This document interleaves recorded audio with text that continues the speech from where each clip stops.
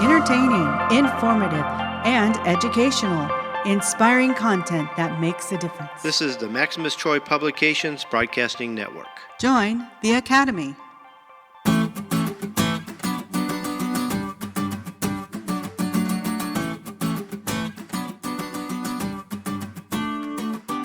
The Breeders' Academy proudly presents Bred to Perfection with Kenny Troiano, a show for serious breeders. Whether you are looking to create a new strain or simply improve an old one, you have come to the right place. Daddy, I want more chickens. Oh, boy. Now, here's your host, Kenny Troiano. Well, hello everyone, and welcome back to another episode of Bred to Perfection. My name is Kenny Troiano, and this, my friends, is the podcast devoted to helping you become a better breeder and taking your strain to the next level. That's right, my friends. It doesn't matter if you are brand new to breeding or you've been breeding for many years. There is something all of us can do to improve our fowl for future generations. Here's the song. This one's called Vacation's Over. Vacation's over. It's over. It's over. I'll never be the same. I'll never be the same.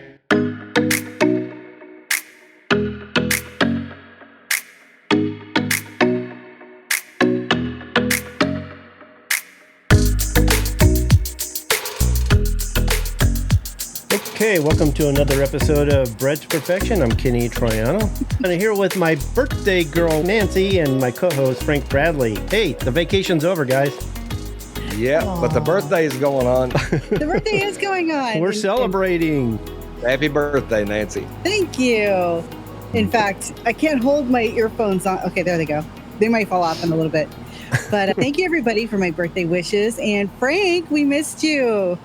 Yeah, doing good. I was telling Kenny, I said, we're going to have to do a couple of shows, just ease back into it. Because before we take off a week and the first show back, I'd struggle. We've been off so long, so hopefully it won't take more than 2 weeks, but we'll see. Oh, you're going to be fine. Yeah, everybody's like, you're going to miss another one? You know, like, I'm not trying, guys. Things happen, and I don't like to take that much time off because, like Frank said, when we come back, it's weird. It's tough to get into the groove.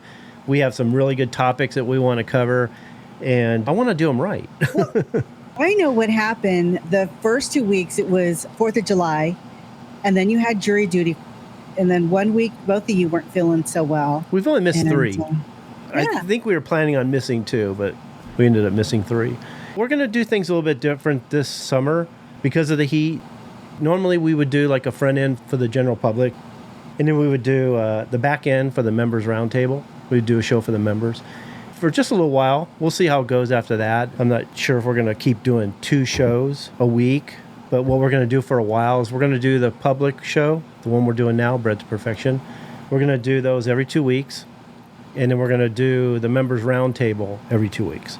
So next week, we won't be on the front end, but we will be on the back end, and that's the nice thing for the members. They're going to get a show every week, where the general public will get one once every 2 weeks.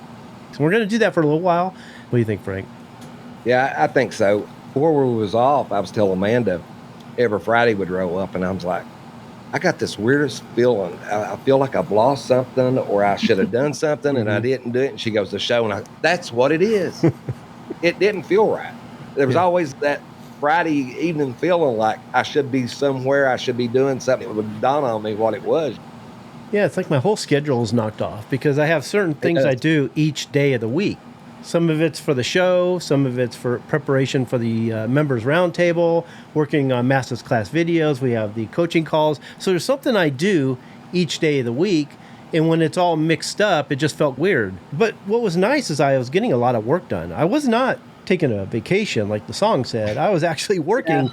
I was working on outlines for future shows. I was working on master's class videos. I'm working on Brian's stuff. Matter of fact, I just finished the next lesson of Brian's last night. It's really good. I love it. The information's awesome. You guys are going to really like it. He talked about a lot of different things and referenced a lot of different breeds, and it was a matter of getting the pictures all put together, all the illustrations, getting everything on the screen. When he talked about something, you had something on the screen that referenced it. I finished that last night. But like I said, we're going to do the public version every 2 weeks, and then we're going to do the members roundtable every 2 weeks. And Frank and I are going to be working on some Masters Class video. We got to work on stage 5 and 6, and that'll finish the Founders Program. And then we're going to do a couple programs for the Founders Program that relate to dogs, because we're getting a lot of dog breeders. And that's really cool, because I've been doing a lot of coaching calls with the dog breeders. There's so many people digging deep into outcrossing, line breeding, inbreeding. They're just using it so wrong, and there's just a better way. So we thought we would tackle those things. And I just want to do them right, but the dog breeders are getting on, and they're looking at the Founders Program. The website's mostly set up for chickens, but we have breeders of all types. And little by little, we're trying to get more dog stuff on there. Dog breeding, dog genetics, dog defects. We're going to be altering the Founders Program just a little bit for dogs. And they get on the coaching calls, and they're loving it, Frank. They're really grasping it. They understand why we're saying what we're saying. They're understanding why we say outcrossing is bad and the way we use inbreeding is a good way. And they also understood why we don't talk about it on the front end, and we save it for the back end for the members. Yeah, it really got me thinking, and I'm to the point now to where there's probably going to be some kennels out the back. Me and Amanda's bred dogs for many, many years, but I think I'm going to, well, I know I'm going to breed my Pyrenees female this year, and then I'm going to run some of them. Closest relative that I could get to her is a first cousin. So I'm going to breed her to her first cousin and then run them through the Founders Program and see what I get from that. I think if you're going to teach it, you should be doing it in real time. So I'm going to probably dip back into the dog breeding. That's awesome. The Pyrenees, they're in great demand. Those are great farm dogs. The best. Some of them can be a little bit stubborn. That's the reason I will never take a dog unless it's a pup. Unless it's a puppy? Yeah, for a farm dog.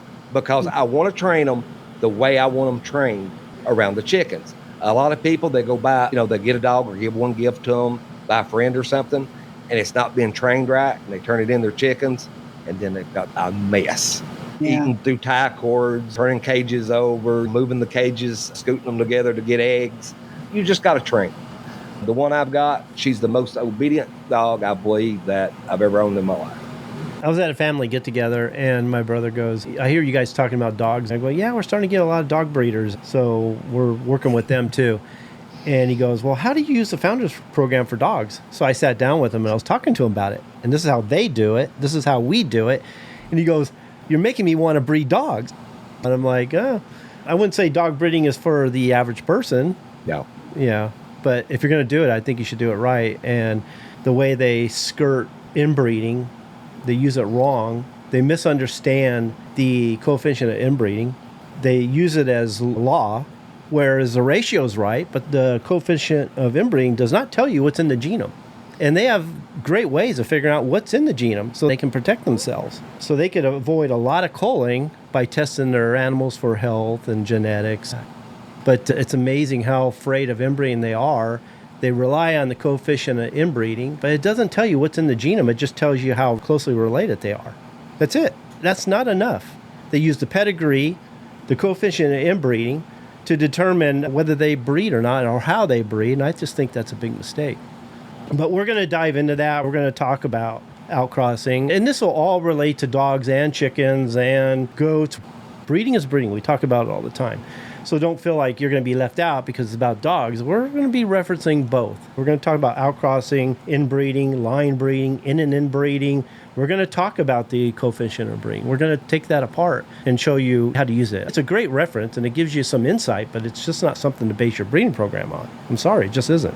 That's true. So I'm really looking forward to this. This is going to be fun. And Joseph's right. He says, create a breed, chicken dogs. If I do it, that's my goal right there. She's been such a good dog. I believe if I can duplicate her genome, that all the others is going to be just like her. I think trained right, they'd be one of the best chicken dogs you could have. And a lot of time they're prone to diseases because they're doing the outcrossing, introducing those diseases. Well, that's what gets everybody that's a breeder in trouble, Kenny. Yeah. Doesn't matter what you're breeding. When you start outcrossing and adding blood, that's when you're running into problems. Myself, I can't see working that hard to clean up a family, to make them what I want them, and then turn around and add blood to it and destroy everything that I've worked for. Right. I can't. It cringes me to the thought of that. It really does. Yeah. So it's going to be a fun topic to talk about. It's going to wake a lot of people up. and piss some people off. I don't know. But a little of both. yeah. So we are going to do a show every week, but half of it's going to be for the front end, and members are going to get basically a show each week. The podcast will stay the same. You'll have a show out every Monday for the podcast, and then we'll see how it goes after that. Doing just one show a week will help me on the Masters Class videos, which I'm anxious to do. It's hard to believe we're that close to finishing up the Founders Program. It really is.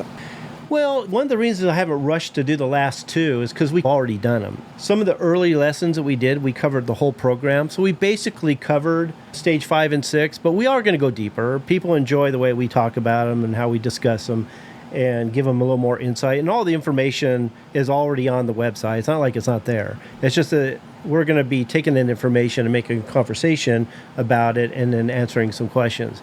So I'm looking forward to it. Those are really good stages to cover, and it's something I'm definitely going to do. Well, I had a coaching call with one of my members, and he was saying that a lot of his offspring were getting coccidiosis, and it was pretty bad, and he was just basically eliminating the whole family. And I said, well, it's not exactly what you want to do. I said, is there any of them that were actually doing good and looking good? Because he felt like if they had coccidiosis, they might as well just scrap the whole thing. He says, yeah, there was always a few in each clutch that were actually doing pretty good. I go, well, those are the ones you want to keep. You want to get rid of the ones that are symptomatic, that don't recover on their own in quick order. Keep the ones that are actually good. Those are the ones you want to breed to. That's the resistance being built up within the family right there. Those are the ones that are actually going to advance the family to the next stage. If you keep killing the ones that are actually not getting sick, you're never going to get ahead of this. So those chicks were actually telling you what you needed to know. They were showing you which ones you needed to select and move forward with. They see half of them that are suffering really bad with coccidiosis, and they just wipe out the whole clutch. That's like the wrong thing you want to do. Well, I know it works because I've went through that. I had coccidiosis at one time back in the late 80s, early 90s. It was killing my duck fowl. But I done just what Kenny was talking about. I just bred the ones that showed no illness whatsoever. And now I never see coccidiosis on my yard. No, I don't either. But the website is closed for now, and I'm not sure when we're going to open it again. But there is one way to get in, even though the website's closed, and that is to join the newsletter, the Breeders Bulletin. Get in there, and you're going to get a lot of free tips, a lot of free ebooks. There's a lot of great information that's going to get you started. But every now and then, I'll send a special invite to my subscribers, and if you want to become a Breeders Academy member, that's the best way to do it. So just go to www.breedersacademy.com. You'll see the button there, so you can subscribe, become a, what do we call them? I guess a subscriber to the newsletter. And like I said, you're going to get the emails. And when you get the invite, if you want to become a member, just hit the button and join. I've been sending an invite every now and then, and people have been really taking advantage of it. I told Nancy, why would I leave the website open all the time when this is like the best way to do it? If you're joining my newsletter, you're probably serious about wanting to learn how to breed. You get the invite, you become a member. So I don't know if I'll ever open up the registration page. If you want to become a member, that may be the only way to do it from now on, is to join the newsletter. Or get a hold of me and I get Kenny to let you open the back door up. I've done that a couple of times, haven't I, Kenny? Yeah. I got to admit, every now and then I'll get someone who email me and say, hey, what do I have to do to get in? And I'll say, join the newsletter. And they join the newsletter and they don't quite get the invite yet. And they'll keep bugging me. I want to get in now. When I see that kind of enthusiasm, that kind of motivation, I'll send them the link. Here's the link. Go ahead and join. They always join. I want people who want to learn how to breed, not just people who just want to go in there and look it over real quick and get out. I want serious people, and this seems to be the way to get the people that are the most serious. I get so many people that contact me wanting a book, get written on paper, and I'm like, let me tell you, if I give you a book, even the Founders Program, that's going to be the thickest book you've ever seen in your life. It'd break you up just to print it off. Join the website. That's the easiest way. Then you've got everything that you need right there at your fingertips. It's a breeding university is what it is. It is. Well, then, too, it's always evolving. We're always adding new illustrations and new content and more explanatory content to help you along. In the chat room, we're having such a neat conversation. And you were talking about dogs, and he was saying how he would like to learn how people breed their dogs to instinctively knowing that they need to protect the chickens or their goats or farm. Well, let me say this real quick, because that's interesting. And a lot of people, I think, get it wrong. Instinct is something they're born with. It's a selection point. It can be improved by selecting the ones that show the highest intensity for that particular instinct.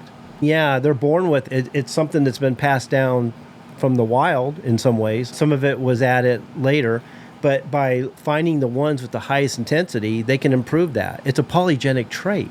But the only problem is you don't get it through all the offspring. And when you add new blood, like in an outcross, what you think is instinct or is a favorable trait, a lot of times just hybrid vigor and very fleeting, very temporary. Then they breed a couple other times. They try to do what they think is inbreeding. It's not passed to the next generation like they thought it was. They freak out and think they did it wrong. Then they do the outcrossing again. Understanding the genetic factors of different traits and how to breed them is really important, especially if you're trying to improve them. It's testing the individual to see if they have those traits that you're looking for. But testing will tell you every time. And what I see a lot of time with dogs, especially chicken dogs, where they fail is a lot of times the owners or the people training them. They don't train them properly. A lot of times they just throw them into a lot of chickens and go off to work. And what happens? The dog either learns itself or it don't. Training is a big part of that. And testing the dog to see if it's going to work out, if it's good for that part of it or not. Polygenics covers a lot. We call it the form and function trait. So it could be the way the dog looks in many ways, but it could be behaviors, temperament, trainability. That's all polygenic traits. And it's bred and selected and improved and passed on to the next generation, much different than other traits. And they just got to know that it takes time to get yourself there. Anytime you cross or add new blood or do an outcross, you just start it completely over. You recombinate the genes. It's a big one for us. We talk about that a lot because that's the one thing most people get wrong. With mine, she's to the point. A rabbit comes in my fenced area, we get a lot of rabbits there. She'll just look at it, maybe smell it, walk on about her business. But you let a possum, a raccoon, or a coyote or a bobcat, it's not going to end well. Not going to end well, but a rabbit can come in there, a squirrel can come in there, but I've trained her to that aspect. Now, if I wanted to go after the squirrel and rabbit, I could do it. I just have to show interest in getting her to do it, and she would do it from there on. Trainability, whether dogs can be trained or not, is a polygenic trait. It's a selectable trait, Yes. just all on its own. So you could breed and perpetuate a pretty dumb dog that's just untrainable. And that is because you bred them that way. Smart dogs are smart dogs for a reason. Because they're smart. No, because that particular trait was passed generation after generation through inbreeding. So They've got to have the smarts in order to be able to be trained. You have to have those traits that you're looking for in order to make that type dog. that trait to be trainable is a selectable trait. That's true. Right down to temperament. You said it a while ago, Kenny. Every trait that they have is selectable, pretty much. Well, I really like what Cross B here is saying. I would say it's like gameness in your game birds. Herding instinct is prey drive, but controlled selection and selection. And that's exactly what you've been saying just a few minutes ago, Kenny, selection. Yeah, those are traits that it's not like a monogenic trait. It's not whether they have it or not. A lot of times it's intensity. And they can have different intensities for that trait. If they don't have it, it's because you bred it to a bird, or in the case of dogs, you bred it to another dog that doesn't have it. Polygenic traits can take many generations, many years to acquire, improve, maintain, and get the best intensity over time. But bred to the wrong animal, it can be gone overnight. Yep. And then, too, I like here what Joseph is saying as an example, because he was talking earlier about natural instinct, survival instinct. Baby chicks instinctively know when to chirp for help, but also when to lay still and be quiet. Okay, but There you not go. all chicks have that trait. That's right. Some chicks are just dumb. A lot of the domestic chickens are that way. They don't carry those instincts. Gamefowl are the closest to the jungle fowl you're going to get. They maintain and preserved many of the traits from the jungle fowl. You could put a game bird in the wild, and chances are, if he has all the resources to stay alive, he's going to stay alive. He's going to figure it out. He's going to know what to do. He's going to avoid the predators. You put a domestic chicken, it'd be lucky if he survives the night. Yeah, he wouldn't even get off the ground, usually. He wouldn't even know what to do. Yeah. Yeah. So everything he just said, those are all selectable traits. All my young fowl, right now, they're free ranging. They go in the woods, they eat bugs, mosquitoes, small mammal, rodents. And when a predator comes around, they either learn to survive or they don't. That's how it is. And a lot of times, Mother Nature does my culling for me because the dumb ones, they're not going to make it. And I've seen two things. You take a hen hatch chick and you take one from the incubator, the one from the incubator will do everything in its power to kill itself.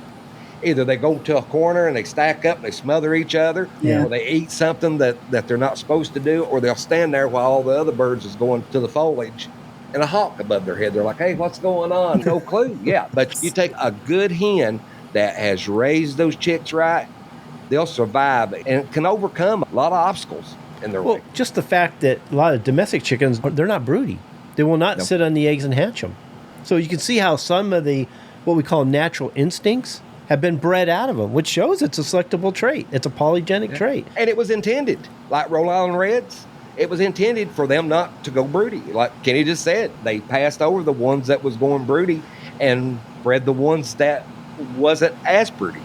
Well, Joseph says something here, and natural environment is a major trainer as well. Nature calls the hardest for failure, and that's true. We take the place of Mother Nature in many ways. And we can either improve them or we can ruin them. And a lot of times I think we ruin them. When it comes to domestic chickens, I think we've ruined them quite a bit. We've bred so much for color, maybe conformation, and sometimes that gets lost very easily. But we breed so much for color, and I've been working with Brian and working on his lessons, and we talking about color, and some of those colors can be very complex. But we work so hard on color, we lose a lot of the other traits.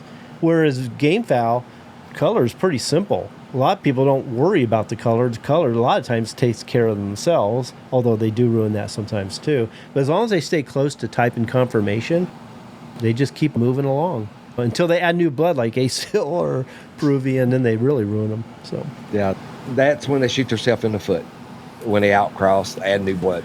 They think they're improving them. They really don't know what they're doing. But I think a lot of times, though, Kenny, the ones that's doing that, either one or two things. They've been taught to do that. They think it's a must that they have to do that to keep their families going on. It's just a lack of not knowing, having the proper teacher. And I believe that's true. I criticize a bit. I can be critical. But the truth is, Frank, you're right. They just don't know. And we hear it all the time. The old wives tell, this is how everybody does it. My grandfather and my father's been doing it this way. All my friends do it this way. And then they listen to us for a number of shows. They join the Breeders' Academy, and it's like a light goes on. And that's the hard part, Frank, is we're always on the opposite side of most people. And it's not that we try to do that. It's we're just not following along like sheep. I follow the science. I put it to the test. Frank's put it to the test. We've seen those results. We know they work. The Founders Program works. So that's what we follow. That's what we teach. We're starting to see the results in our students, and it works. But that's what we see all the time is they've been following those old wives' tales. They join us, start listening to us, they get into the Breeders' Academy, and it just wakes them up, and it changes everything. And if we get enough people to do that, maybe we change the trend. And I'm saying change. Teaching is about change. A good teacher brings on change, gets a person thinking outside of their box. And with me, when I was growing up a kid, if somebody had game chickens and they had some success with it, I looked up to them, and everything they told me, I took for the truth. Well, the thing about it is, now when I hear something, somebody tells me something, I'm open-minded as I can be. If somebody tells me something, I research it. I look at it. I see if that's what it is. I just don't take somebody's word for it. They tell me, well, that's not pink, that's blue. I'm still going to research it to see, because I've been wrong before. I've been wrong many times. But just because somebody tells me that, and even though if I do respect them or love them as a family member or whatever, I'm still going to do my own research on it. And you should. I'm not going to take somebody's word. Yeah, I wouldn't either. Just because we say it, I understand if you don't believe it right away. It's so different than what you've heard before. Do your research. I would say join the Breeders' Academy, but you're not going to do that until you trust us, for sure. Once you trust us, then you're going to check it out, and then you're going to, wow, okay, I like what I'm seeing here. But that does take a while. I've heard so many people say, well, I had to listen to almost all your shows before I decided to join. I get it. I totally get it. It's one little bitty aspect that gets them to join. It's not the whole thing. It's always just that one, oh, gosh, if they was right about that, then they must be right about this. And then they get to checking, doing their researches, and they're like, okay, this is right. Everything they're saying, I can look up and vouch that it's right. It just takes one little thing to get them curious, and then it opens up the floodgates. Most of what we teach Most of what's in the Breeders' Academy can be researched. The only difference is that the Breeders' Academy has all that information already in there. The only thing that wouldn't be in there, although you could find elements of it, would be the Founders Program. You're just not going to find it all put together in one program like we have it. When you see the different elements of the Founders Program and how we put it together and why we're using different methods at different times, it's like, why didn't I think of that? I hear it all the time. It sounds so simple. It makes so much sense, especially the dog breeder. I had a breeder recently go, my dogs are bred really close. I go, well, how close are they? And he was telling me how they're lined up in the pedigree. And I go, when was the last time you did an outcross? He said, I think last year, maybe a year or two ago. And I go, they're not that close. No, you're fine.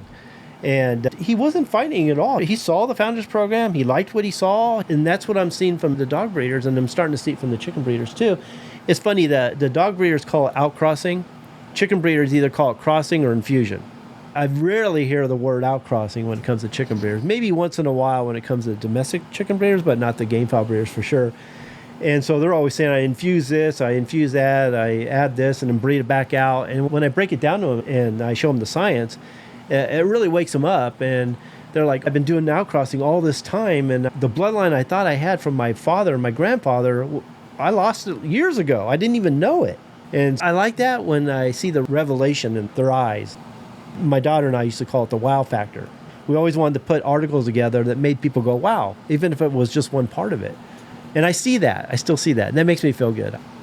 I've even had people ask me what the difference between hybrids and crossing was. They didn't even know the difference in between those. Or they'll say, I'm trying to maintain hybrid vigor. I'm outcrossing because I want to keep maintaining hybrid vigor. I go, well, you're not maintaining it. There's no way to maintain it. Can't. No, it's a one and done, really. You don't want to maintain it. That's not the way you want traits to be passed from one generation to the next. I would say it would be nice if you could and keep them as a pure family and still keep hybrid vigor in them, but that's a fairy tale. That's sci-fi. That's not going to happen. Hybrid vigor and inbreeding depression are traits on opposite sides of the coin, I guess you could say. They do affect your fowl, they do affect your dogs, but neither one of them are inheritable or passed to the next generation. It's a one and done on both of them. We'll be right back after a word from our sponsor. This show was brought to you by the Breeders' Academy, where we will help you to increase your knowledge of breeding, advance your skills as a breeder, and help you to improve the quality and performance of your fowl. As a member, we'll provide you with the roadmap that you will need to create a true family or strain. I urge you to check it out. You've got nothing to lose, and you can cancel at any time. You also have a 30-day money-back guarantee. Simply go to www.breedersacademy.com to sign up. The Breeders' Academy will not only change the way you think about breeding, but improve the way you breed your fowl. I hope to see you there. So let's get started.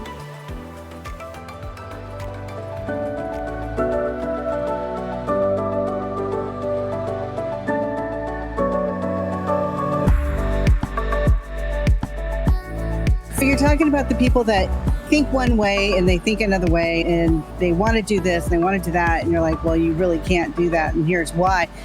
Those are the people that we want to talk to. Those are the people that we want inside the Breeders' Academy so that we can show them where they really need to go to be successful. You're absolutely right. I want the people who are on the opposite side, who have been doing it a certain way so we can teach them right. And then we have I don't want to call them competitors. They're just people that are trying to do their best. I've learned to accept that. They're trying to do their best. They're trying to help people. They think they are helping people, but they don't really understand the science. And I don't want to attack people all the time. I don't want to say, wow, these guys are so dumb, they're doing it wrong. That's not what I want. I don't enjoy that, actually. But if we can teach things in a certain way, then people can decide whether their way is best or our way without actually trying to denounce certain people that our information just happens to be hopefully what they're going to follow. And all we do is teach our stuff, and then people can compare the different teachings. Dwight Moody says the best way to show that a stick is crooked is not to argue about it or to spend time denouncing it, but to lay a straight stick alongside of it. And I love that. I love that phrase. And I try to do as much as possible And I just don't get caught up into what they say anymore. I don't really follow those kind of things as much. They're going to say what they're going to say. Some people are going to follow them. Some are going to see the difference. We just do what we do. It's like we're going to be talking about outcrossing here pretty soon in the next couple weeks. I'm not going to say so-and-so said this and we say this. I'm just going to show them the pros, cons, and what you can expect from outcrossing. That's all we're going to do. It goes back to what I said earlier. We need more teachers. We've got the internet now. You crack of the button, you can go in and do research yourself on anything. Fix a car, fix a lawnmower, work on a motorcycle, things that you normally wouldn't have the confidence to do, but you can go in and watch it in different videos and subjects and articles and read about it and learn as much as you can about it. The problem is we've got people that want to teach, but they're teaching stuff that isn't so because they haven't researched. It's okay to be a teacher, but research it to make sure what you're teaching is 100%. You owe it to the people that you're teaching. You don't want to teach them things that will never do them any good. It's work done for nothing, and it's going to make them less enjoyable in the hobbies that they're doing. So I think if anybody teaches, they have got the absolute, and I do mean this, the absolute to do the research and make sure what they're teaching is 100%. If anything, we're showing contrast. So they're teaching one way, we're teaching another way. And if our way is right and it makes sense, then I hope they decide, well, okay, that's the way I've been following for a while. I'm liking what these guys are saying. And then they hopefully follow us and join the Breeders' Academy, and we go from there. I've been talking to Nancy and Frank about it for a while now. Maybe they're helping us, even though they're doing it wrong, which I wish they weren't. I agree with Frank. I wish we had better teachers and more of them. I don't think we need to dominate the whole thing all the time. That's for sure. There's enough for everybody. We're talking about millions of chicken breeders, not counting all the other animals. Millions. I couldn't handle all those in the Breeders' Academy anyways, okay? We don't need to be the only one, I guess you could say. But if they are going to do it wrong, maybe they give just enough contrast that, and I hope we are doing it right, that they'll follow us. That's what I hope for. Well, Kenny, you just said it. To make a stick straight, you've got to have a crooked stick to make it straight. Yeah, that's why I like that. Yeah, it does help. You take somebody that would learn the correct way and go through it and enjoy it and love it and get passionate about it, rather than somebody learning something and why isn't this working the way it is and this is all messed up, and they get frustrated and they throw it away, which if they'd have stayed in it and learned right the first time, they could have went on to be somebody important in that hobby. That's how I look at it. There's a lot of people that could do justice to what we do, chicken breeding, but they're not willing to put in the work to make sure what they're teaching is 100%. Nancy was there when we did the interview with Brian Reeder. I have my mentors too, and Brian's become a big mentor for me, and I'm learning so much from him. And there was a time when, remember Nancy, he was afraid he was hurting my feelings because he thought maybe I was saying something wrong. I said, Brian, tell me how it is. If I'm telling it wrong, I need to know that so I can teach it right. Just be honest with me. And then he told me how it was. I love Brian. Brian's so good. He's considerate. He's smart. He's not out trying to make anybody look bad. He's just trying to help people. And I love the way he does it. He is a great teacher. And every time I listen to his material, I'm learning more and more. And that's what I would suggest all my members do, because it's only going to be in the membership. You're going to have to listen to him and watch him numerous times. And every time you do, I'm telling you, a light bulb's going to go on. And you're going, not that, why didn't I think of that?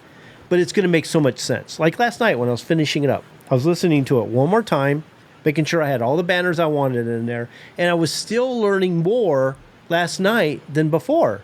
There was a couple things he said that made me think. Now that makes sense. Now I'm looking at breeding, I'm looking at the colors in a whole different way, which is going to help me.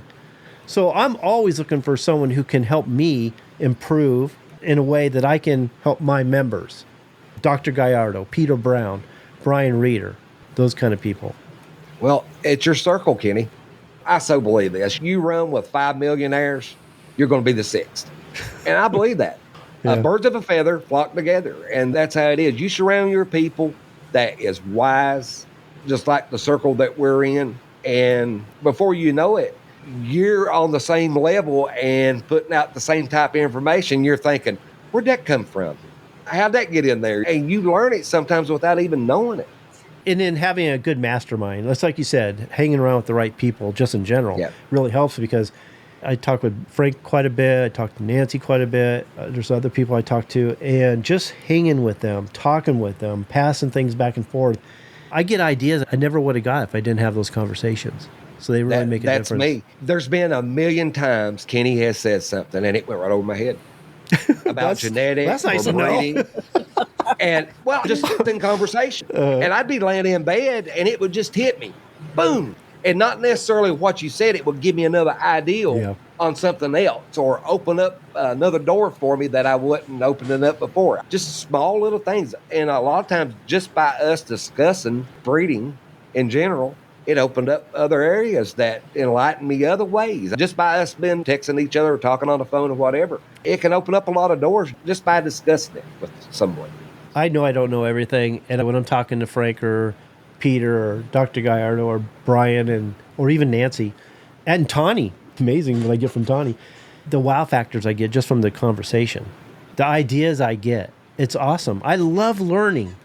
Whether I get an idea or if I hear about a particular topic or I want to learn more about a topic that I'm working on, I'll pull out all my books and I'll start reading it. And I'm still learning today. And it's not, why didn't I know this? I get mad at myself. No, I still have that wow factor that I just learned something new. And I'm a guy who reads a certain thing. I get to a point when I have that wow factor, or I thought I learned something, and then I stop reading and I think about what I just read. And I start putting it together and start looking at it in a broader way. And once I feel like I've absorbed that, and sometimes I'll even type some information in my notes, then I'll start reading again. So I can be a very slow reader because I take so much time to absorb what I'm reading and learn from it. That's me too. I don't just read to read. I want to learn what I'm reading. That's me. And like you said, I'll read it 2 or 3 times. Each time I read it, I pick something new up out of it. I'm like, why didn't I get that before? Like audiobooks. I'll listen to not only the book over and over again, but I'll listen to sections over and over again. Like this one here, and he has a show, and he's been on my show too, Evolution Talk. Yeah. Now, I have this in audio. When I buy books I like, not only do I buy the book, but I buy the audio book too. Okay, and if he has an ebook or other forms of material, I'll buy all of it. Not only do I want it, but I want to learn it. And so like his book here, listened to this one and read passages from this book over and over again, and I've hit certain parts and just kept rewinding that one part. It was so good. I want to learn it, remember it, and be able to apply it to what I do. Even if you're listening to audiobook or reading or whatever it may be doing to educate yourself, your mind can't stay 100% focused on what you're doing. You might look up at the TV or your wife saying something. You can learn a lot of stuff if you go back and just reread it 2 or 3 times. And I've done it a million times. I've done it even inside the website, the Breeders' Academy website. Read an article and then read it again and get a totally different meaning out of it than what I got the first time. It's like right now, my main reading material, because I'm working on it, and I do that, is Brian's material. I advise anybody who wants to learn how to breed the color, improve the color, to read his books. And especially for my members, because these are great companions to the videos we're putting together. And you'll see that advertised throughout the video too. I have both books. I think they're awesome. And then I have my notes. So I'm like a student like you've never seen before. Matter of fact, I just ordered another set of these because I'm wearing them out. They're all marked up. They're highlighted, penciled in. Yeah. I told Nancy, I want a clean copy. I do that too. When I have books I really like, I have my work copies, and then I have my clean copies. And this bookshelf over here is my clean copy shelf. All mine. Scribbled, different highlighter in them, and just, they're in bad shape. Yeah, I've got covers falling off books. My chicken books, you'd have to see them, they're a mess. They got markers, all different colored markers in them. They just look shamble. But I'm like Kenny, when I buy one, and man, the same way, if she sees a chicken book, she always buys me a second copy because I keep one to put on the shelf to keep and then one to scribble with. Sometimes I buy 3, like Hut's book on genetics. I bought one that was a reprint. Then I found the first editions, the original books, and I actually found like 3 of them. I bought all 3 of them. I gave Frank my reprint. But you think it was marked up before? You should see it now. I was going to say, I marked it up. Shape. I marked up some of it in that one. And then I got my original books, And the best one, I put in one over here. I might put 2 of them in there. And then I got one in my shelf that I do all the writing in. So I can abuse a book, trust me. But if I like a book, I get a clean copy. You were talking about the people that you talk to, that you learn from. The one thing I would just want to tell everybody about Kenny is he's very particular who he has in his wheelhouse, that people he hang with. He makes sure that these are people that, for one, he's going to learn from. They know their stuff. They have good character. Of course, they have good character. They're good people. Yeah, before he has them on his show as an interview or somebody of importance that can help teach a specific subject matter. You know how many interviews we've done and I didn't do a show with them because I just didn't think they had anything to teach? And everybody told me that I needed to interview them. I had somebody today tell me, so-and-so is doing podcasts nowadays. He's a real popular person, high authority. You should do a podcast with him. I haven't responded to this guy yet. But my first thought was, okay, well, I did see a podcast with him, and I saw his part on breeding, and it's completely different than I would do it. There was some elements of it that I did agree with, but he went right to outcrossing before you knew it. And I was like, okay, I don't need that. Very careful who I put on the show. Kenny's like me. Kenny don't want to be a hypocrite. He doesn't want to teach one thing, and he sticks to his guns when it comes to breeding. And I admire that about Kenny. And the thing about it is, how would it be for us to teach it one way and then have another breeder come on here and teach it totally the opposite way, which has no standing to it? Teaching things that isn't true, or we said it a while ago, old wise tale stuff. I'm not about... It might be a good debate. I'm not about... Yeah, well, no. See, I don't want to make them look bad. That's the thing. And I would be challenging them all the time. Yeah. I'm not about clicks. I'm not about views. I'm not about trying to get people with names on the show to get those things. I want information that's right. And if I think they're good teachers, I think what they're teaching is really good, then I'll put them on. And every now and then I have had some on. I can think of one. I don't want to say his name. Great teacher. I agree with most of what he says. There was just one area. And I told him that too. I said, before we even got on and started recording, I go, this is what we're going to talk about. I want to talk about breeding too, but I'm going to challenge you on some things because me and you seem like we're on the opposite sides of the coin. If that's a problem, let me know. We'll just stay away from the breeding part because I agree with everything else you're saying. He goes, no, I'm good with it. So we did the recording and got to the breeding part. And I was actually nervous because I did not want to make him look bad. I really like this guy. And so we got into the breeding and we challenged each other just a little bit. And I thought he did a good job. I thought he answered the questions really good. And at the end of the show, I says, okay, what do you think? Are you okay with it? Because all the other material we did was just fine. I don't need to have that breeding stuff in there. But if you're okay with the way we did that, then I'll leave it in. He goes, no, I'm good with it. So I like that. But most of these people, they're supposed to be high authorities, big names that we call experts. It's just amazing that we call them experts. I probably disagree with 99% of what they say. And I don't want them on the show because they're a big name just to get the views and the clicks. And I'm not going to do a show that just brings in all different people with different opinions.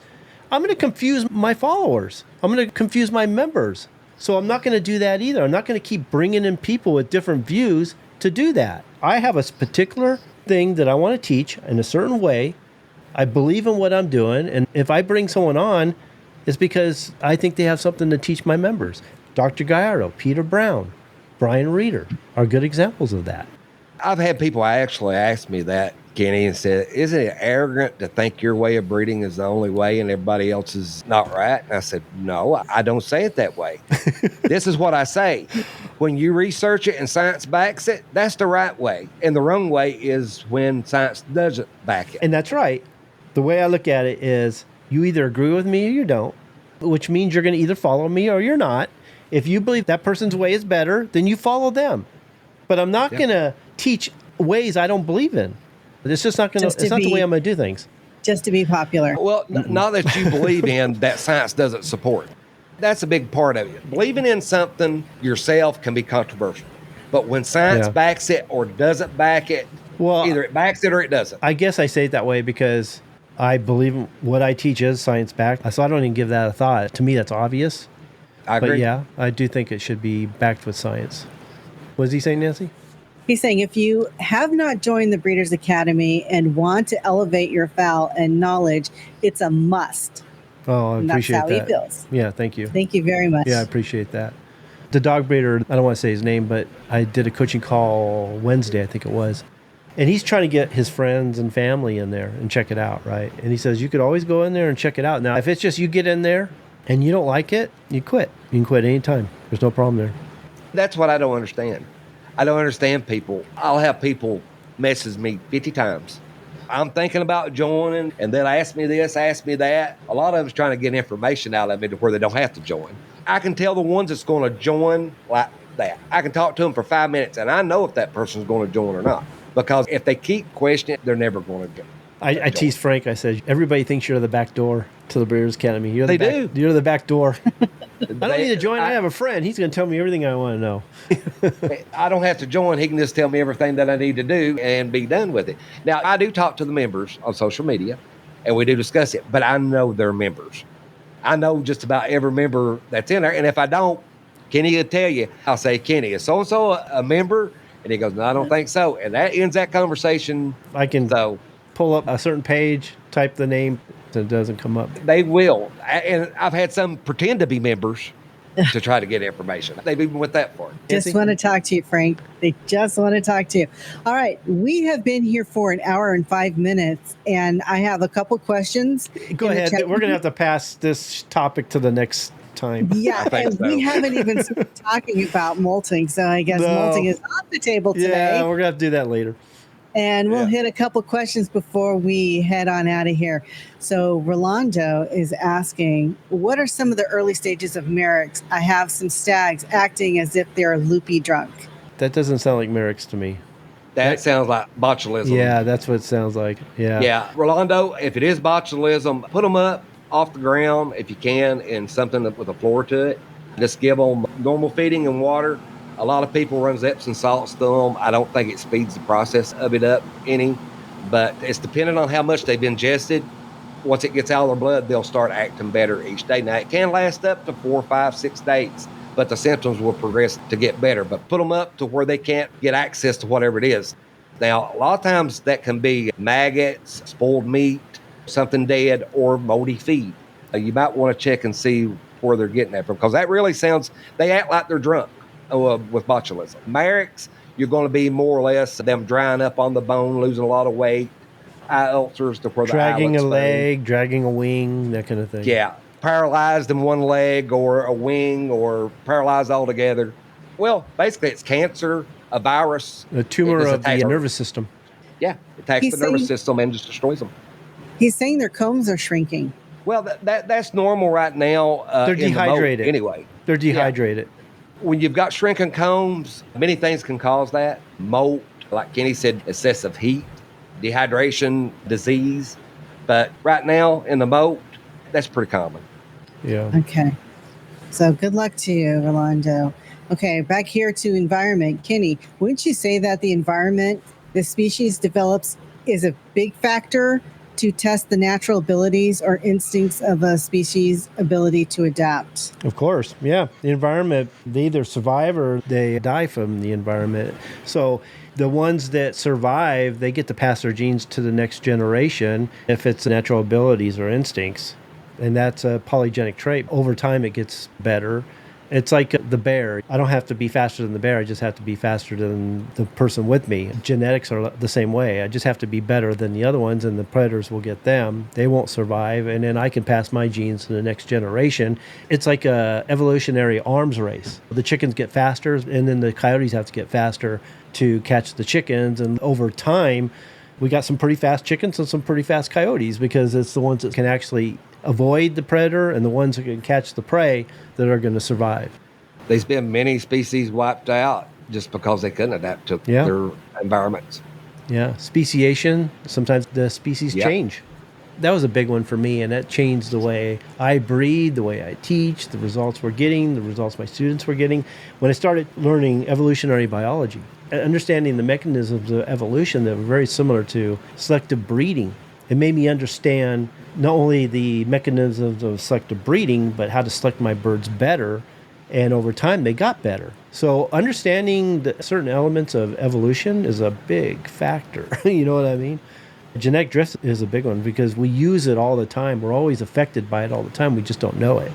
But understanding how it works and how to benefit from it and how to use it properly makes a big difference. We teach that in the Breeders' Academy. So Randy's asking, what part of the year can I let my hens on the yard without them hopping out of the bushes with more chicks? I think it depends on the breed, correct? Yeah, but if your nutrition's right and we're talking about gamefowl, that can be any part of the year, even through the molt. I've had them come off and not have enough feathers to put over the babies. The best way of that is to make sure the cock cannot mate with them. See, that wouldn't be an issue in some ways if you're raising one family. But if you have different lines, different families, different breeds, different varieties, then yeah, now you got crosses. You don't know what the heck they are. They're definitely not going to come out the way you thought. But even if they were just the same family, you didn't have multiple families. You had one family, all the cocks and all the hens are from the same family, and they happen to produce chicks. Well, you wouldn't know their family. You may not know who the father is. But you could always put them aside, and if they turn out to be really good, you can make a family out of them. You can make a line out of them. A lot of people says, why is it that all the times here they call them weed hatch? And they like, every time I get a clutch of those come off, those end up being my best chickens. Why is that? I said, hybrid vigor. A lot of times. That's the reason they're better, because they're a cross. The fact that they survived their environment, which was harsh in the first place, and they turn out to be really good there too. I even had a hen last year. It was the middle of February.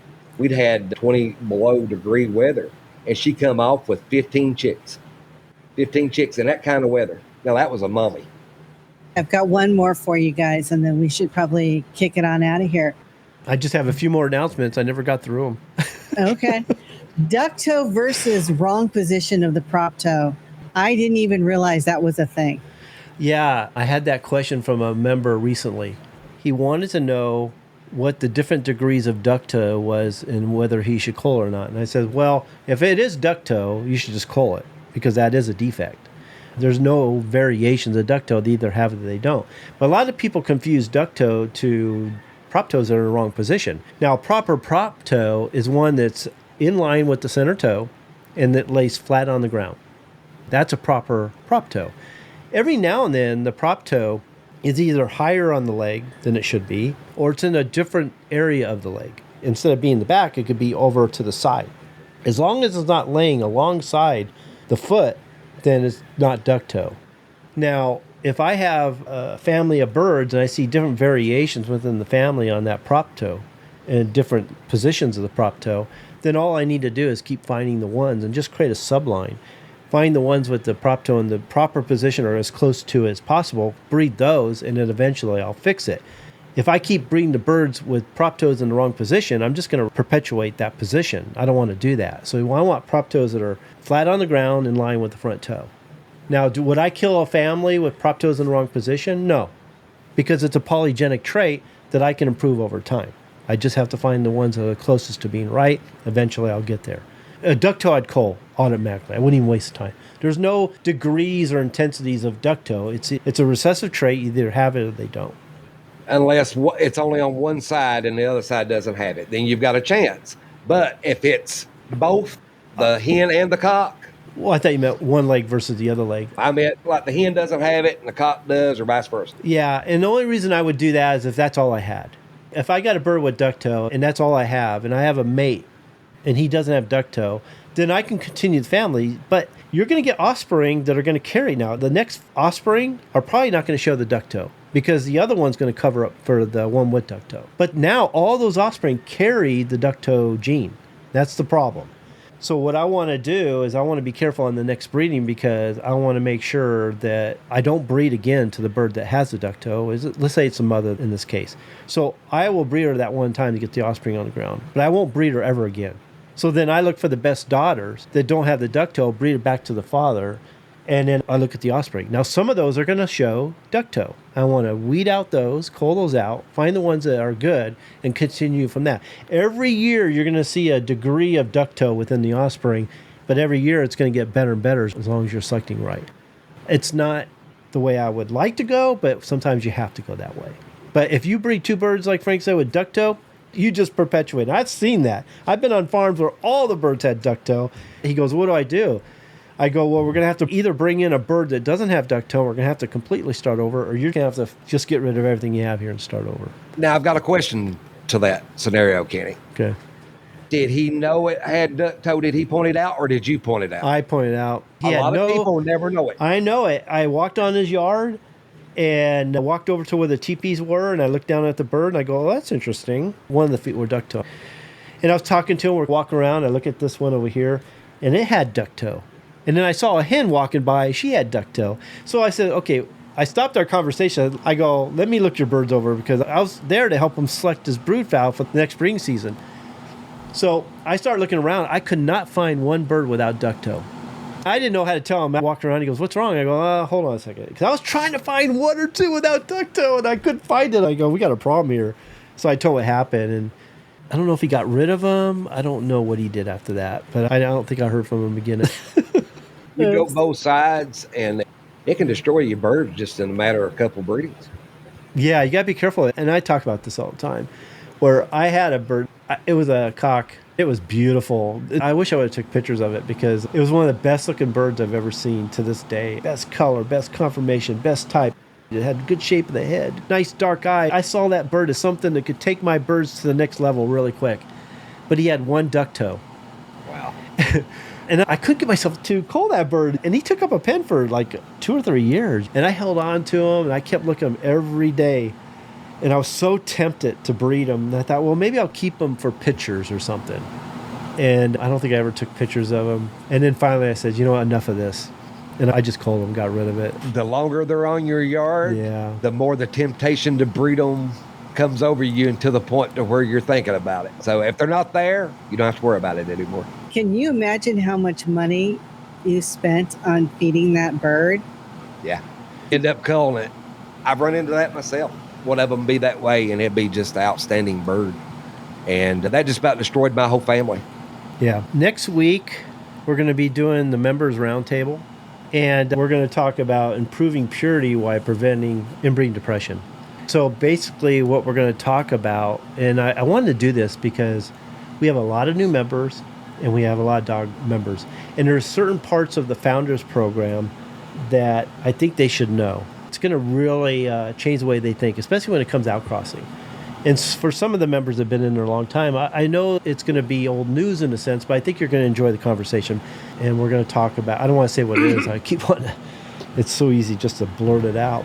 For the members roundtable is to really take apart the Founders Program and talk about it and get into the different elements of the Founders Program. Because I think a lot of the stuff that we cover can be covered easily on the front end. It's just basic information. A lot of what we cover on the front end is basic information, but I want to cover what matters most in the back end, which is basically the Founders Program. But I want to do that for a while. Just discuss different elements of the Founders Program and go much deeper. And maybe one of those will be the Masters Class video for Stage 5 and Stage 6. It's like you said, though, with the new members coming in, they can also get a refresh, and then the ones that's been in there for a while also get the part where we go in a little bit deeper.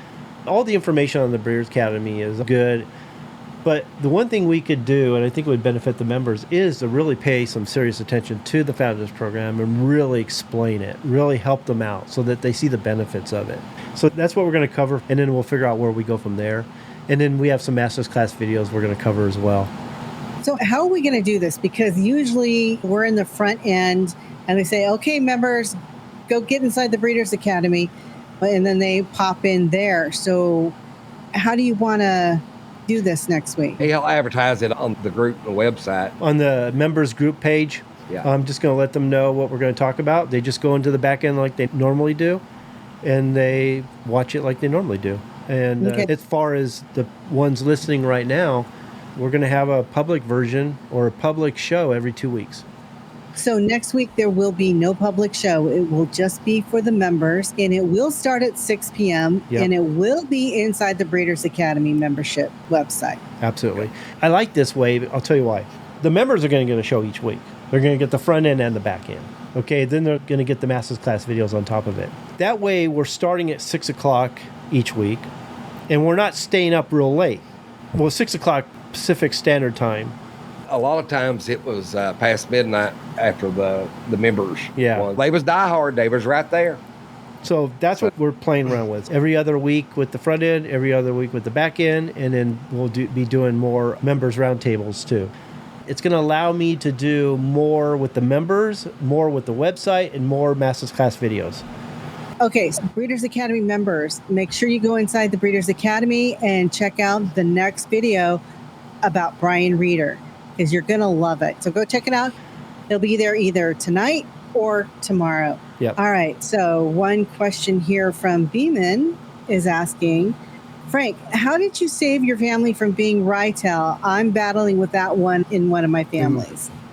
Well, I got lucky because I was already established family. And at that time, I had 5 lines to that family. I just took them out of the equation, culled every one of them, got rid of it.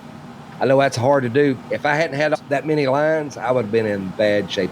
But I took a gamble on it, and I knew it could be what it was. But like I said, the same way with the bird Kenny was talking about, he was just so beautiful, such a beautiful tail, side sickles, the right conformation and color. And I talked myself out of it. I seen it multiple times, and I kept talking myself out of it.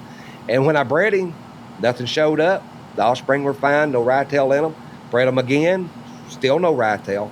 But by the time I got to the 3rd or 4th breeding out of that, man, I had a mess to clean up after that. Even though it was just one of the lines, I still had a lot of offspring that I had to go back and cull. Well, I don't know if I'm dealing with it or not, but not too long ago, Nancy was out talking to me on the farm, and she goes, "This hen has rye tail." I go, "What?" And I know it right where she was pointing to, and I'm like, "That's an old hen. That's like a 6-year-old hen, I think." And she's like, "Yeah, it has rye tail." And I look in there, I go, "I'll be damned. It had serious rye tail." Latent trigger? I'm not sure yet. I don't think so. I'm thinking maybe the cock did it. No. Okay. Could be an injury too. Yeah, I'm hoping that's what it is, because I really needed offspring from this mating, because I bred her to her son, and this son happens to have one of the best conformation of body for the black pearls that I've ever seen. And the offspring are looking really good. So I have to mark them and have to really keep an eye on them. Treat them as a subline for now, because they may produce some rye tails in a couple of years. We'll see. It's good going into it to know that. But I am nervous about it. I got them marked. I know exactly who they are, and I'm not taking the chance. Because duck toe's bad, rye tail's even, there's no way out of it. It's there. And it's like getting in a pond of mud. The more you struggle, the deeper you get. That's the same way with either one of them. That's what we call a serious defect. Not that you would prefer to have either one of them, but which would be the easier one to fix, rye tail or squirrel tail? Oh, squirrel tail easy. Oh, yeah. We say this all the time. Rye tail can happen for various reasons. It can be environmental, like something they were trying to keep their tail away from and they were leaning it over and it stayed that way. It could be nutrition. It could be genetic. Various things can create it. Disease, yeah, like gumburl disease and things like that. Mm-hmm. The only problem is a lot of times you don't know it's serious until a few generations down the road. And when it is genetic, it's bad. So you're better off treating it as it's always genetic. Or do what I'm doing. I'm being very careful. I'm marking them, and I'm doing it as a separate subline. And I could be wasting my time with them. I don't think I am, though. I've never seen rye tail with my black pearls ever. Well, that's another thing that gives me faith it's an injury, because I think you would have seen it before then, or signs of it. I've never seen it in my black pearls ever. Yeah. And in squirrel tail, it's a polygenic trait. It's all about the intensity. And it can be correlated with the length and shortness of the back. A lot of times when you see a really short back bird, you see more squirrel tail. So we can improve them by finding the birds in the family that have the best tails and then breed to those, and eventually it'll go away. But if you keep breeding the squirrel tail, with the birds with the most squirrel tail, you're going to get more and more squirrel tail. It's going to keep getting worse. It's about knowing what to select, what to breed, and move forward. Beeman's not going to like her answer, Kenny. What does he say, Nancy? What should he do on the rye tail? Yeah, I only have one line right now. Are they all rye tail? They're not all rye tail. Don't tell me they're all rye tail. Yeah, but if he's been breeding them a while, it's going to probably be on both sides. Well, it's going to be there. But if okay, good. Okay, so breed the ones that are not showing rye tail, and get rid of the ones that do. Eventually, you won't see it. Don't breed ones with rye tail. Yeah, hopefully he's got at least one cock and hen. Oh man, he scared the heck out of me, man.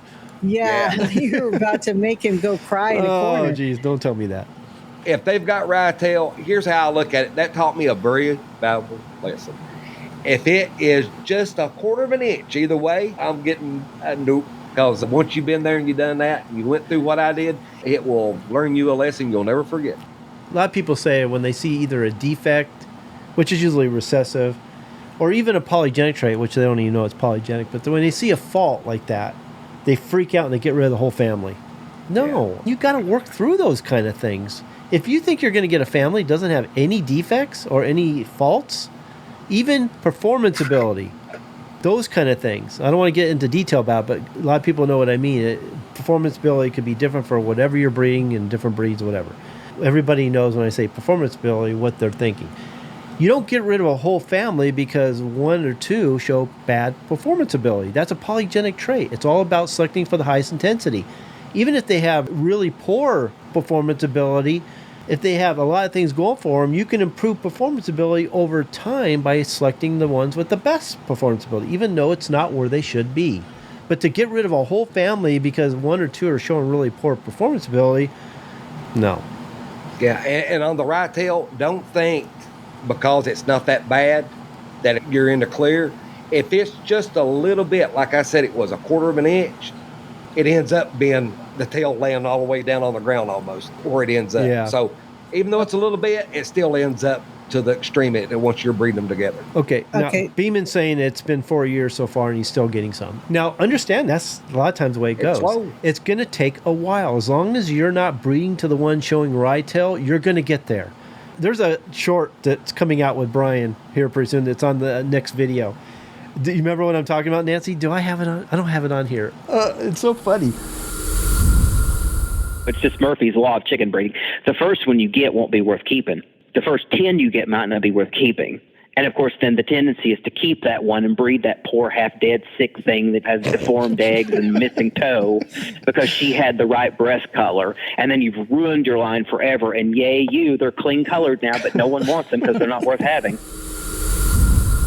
He talks about that. He says it could take 3 years. It could take 5 years. It could take 10 years, 15 years for you never see it again. You just got to be patient. As long as you're seeing some that aren't showing it and you're breeding to those, you're fine. You're doing good.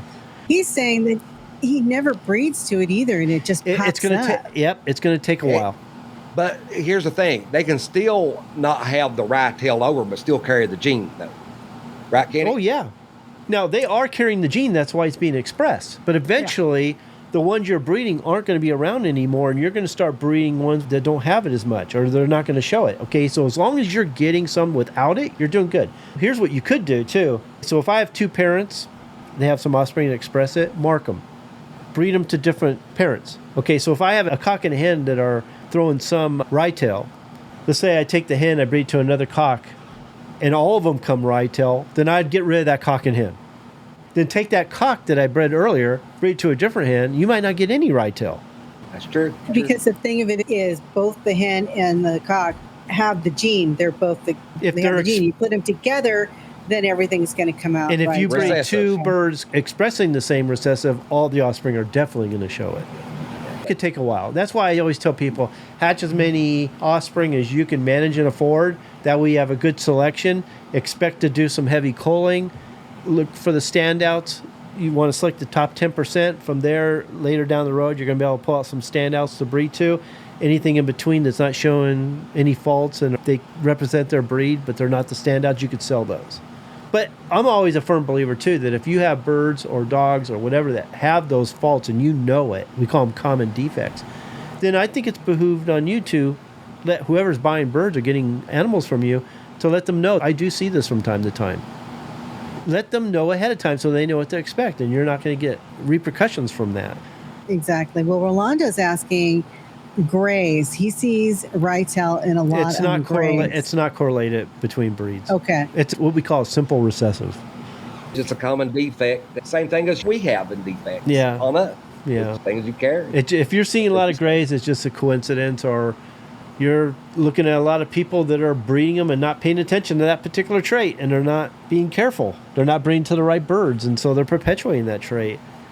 Now, reds, maybe you won't see it in reds because reds is the most recessive and it's easy to fix.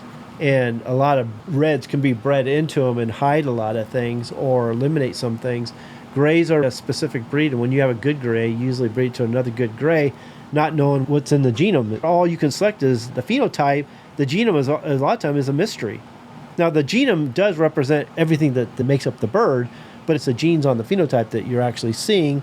But it's the unknown factors, like a lot of the hidden recessives and some of the lethals that are hidden, and you only see those if you match them up to another bird or animal that happens to have the same recessive trait.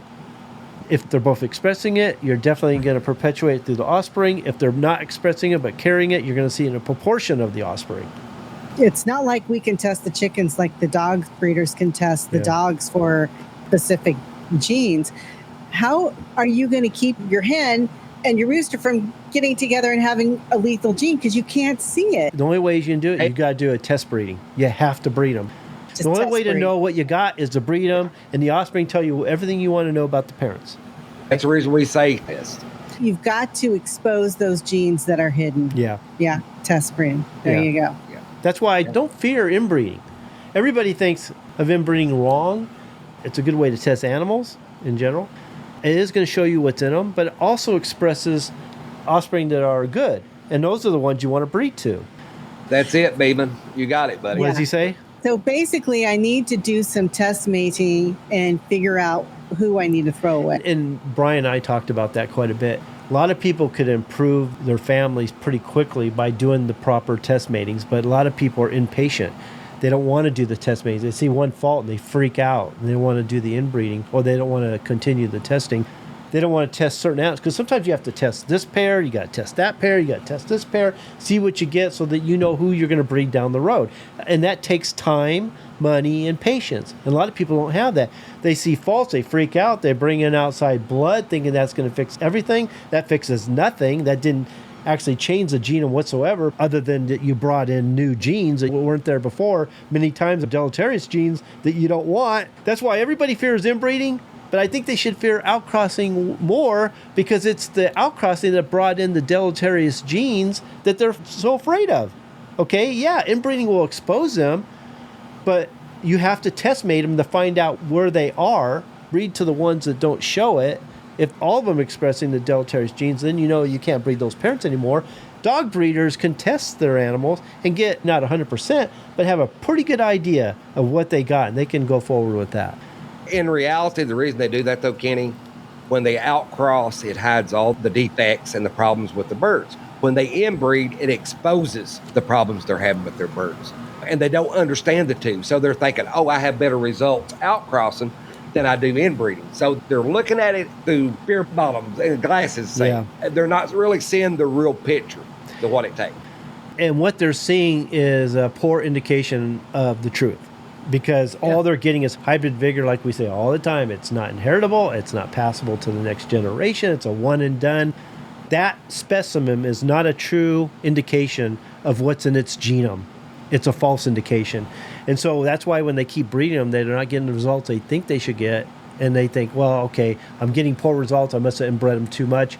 Okay, I'll do another outcross. It's a hamster wheel that never ends. If they just are patient, do the test breedings that they need to, find the right animals, right chickens, whatever, and move forward with those, eventually they'll get through it. That's why I always say there's a dark side to breeding. And not everybody should be a breeder. Not every animal should be bred. And that goes with chickens too. I said that the other day. I said, every person on the earth can't be a cop, can't be a firefighter. We're all different because that's what we are best suited for. If you're not creating a family, you're not doing a certain amount of inbreeding, you're using outcrossing to fix your faults, you're not a breeder. You're just producing animals. You're just producing birds. You're not a breeder. So Replicator. Then do you mate twice, the same two pair twice? You might have to test? Well, yeah, like chickens, we can get 2 or 3 clutches in a year if we need to. And I don't mind breeding a stag and a pullet to do a test cross, understanding that I may not be able to use those offspring, but I'm still going to get an indication of what's in them. So any deleterious genes, any defects could express themselves. And the more you hatch out, the better scenario you're going to see of it. You might hatch 3 or 4 of them out and say, oh, well, they're good to go. But to you actually might hatch out 20 or 30 and it'd be a mess. But to actually do the breeding that's going to advance your strain, I like to use mature animals and mature birds. Yeah. When you're using young, you really don't get the total potential that you should be getting out of a mature pair. I agree. Yeah. So the question here is discussing the importance of the foundation line. Is that going to be part of the next podcast? Well, that would be something we talk about with our members. Right. That's what I'm asking you. Is that going to be part of the subject matter for next week? Well, we're going to be talking about elements of the foundation line. If he's a member, if he has a specific question concerning the foundation line and the importance of it, he can ask me that question. We can talk about it for sure. Okay. I can tell him this, that without a foundation line, you don't have a breed, you don't have a variety, you don't have a strain. The foundation, and he says that wrong too, doesn't he? Frank, go to your private chat real quick. I know what you're thinking. You understand? Yeah. I can't say it. I know. That's the reason I said you can't. Oh, man. See, this is so hard. This is why we don't talk about this kind of stuff in the front. The point of it is, if you are a member, please listen in next week at 6 o'clock inside the Breeders Academy and ask the questions that you have for Kenny, and he will let you know what the answer. If you'd answered that, Kenny, they would have been a bright light all over the world, because they did a lot of light bulbs coming on. I feel so bad that I have to be so cryptic and so subtle. I don't want to say deceiving, but this is how we make a living. I don't have another job, guys. This is what I do for a living. It's a Breeders Academy. It's not fair to the members. Yeah, it's not fair to the members. Yep. And if I'm just going to let everything out in the front, then I don't have a business. And if I don't have a business, I'm not doing a show. Okay? So it all works. Trust me, the money you're spending on the Founders Program is well worth it. When you was like, how am I going to say that? I was thinking, there ain't no other way. I mean, you're either going to say it or you're not. Yeah. So there's no in It's like on that. Let's just move on. Okay. Yeah. Moving on. Are there any closing statements that you need to make before we head on out? I knew this was going to be a heavy announcement show, and we were going to talk about some of the things we plan on doing, and we had some catch up to do since we haven't done a show in a few weeks. So I knew that it might be heavy. I didn't think it would take as long as it did, but we talked about other things too, and I think overall it was a good show. Talk about molting care, I think I call it, molting season care next time. In 2 weeks. Yeah, in 2 weeks. Yeah. Between that and the members roundtable next week, Frank and I will be in the groove, because we haven't done it in a few weeks, and sometimes it takes a while for us to get in the groove. Just saying, I'm Kenny Troyano, founder of the Breeders Academy, and I'm here with Frank and Nancy. Sometimes when I don't do a show for a few weeks, I mess that up, okay? Well, I will say it's went better than I thought, but it went better tonight. And I started to ask Kenny about what we was going to do, and we eventually was going to do Q&A. And I started to tell Kenny, well, why don't we just do chicken talk? Let's just get on there and just talk about chickens. Yeah. And so that's what we actually ended up doing. Well, I thought the molting thing would be a fun one. It's the right time of the year. It'd be an easy one. Let's just do that. So we'll do that next time. We are going to go heavy into outcrossing, the pros and cons. We're going to hopefully wake you guys up. We're going to talk about the importance of inbreeding and some of the misconceptions of inbreeding. And we're going to talk about what I think is the truth about the COI, because I think people are misunderstanding that too. And then the next week, we're going to talk about the difference between in and inbreeding and line breeding, because there's some huge misconceptions. I only want to talk about this because I'm seeing it being such a big topic, and I'm watching these things. They're getting it so wrong. That was huge. Yeah, I'm like, no, let's cover this. We need to change the trend. We need to change the way people think about these things, because they're not going to make progress following those methods, the way they're teaching them. They're wasting time, money, and a lot of effort. And it's so simple. Now, if you want to learn how to use different methods in a proper breeding program, we have the Founders Program. Then you join the Breeders Academy, and we'll teach you that. Because I do think it's the best program out there. I don't think. I know. Yeah, I appreciate that. Yeah, as well as the members also. When you put it to use and it works for you, what else do? It proves itself. If you do it and do it right, it proves its own self. Yep. So is that it, guys? I guess that's it. The only thing else I'd like to say is everybody have a great weekend. Be safe. And thank you, everybody, for all the birthday wishes on Facebook and inside the Breeders Academy group page and here on the chat room. I really appreciate it. I feel very loved. Thanks a lot. Yeah, I want to thank everybody for wishing Nancy a happy birthday, and she got a lot of support. That was awesome. And Kenny made her work today. Thanks, Frank.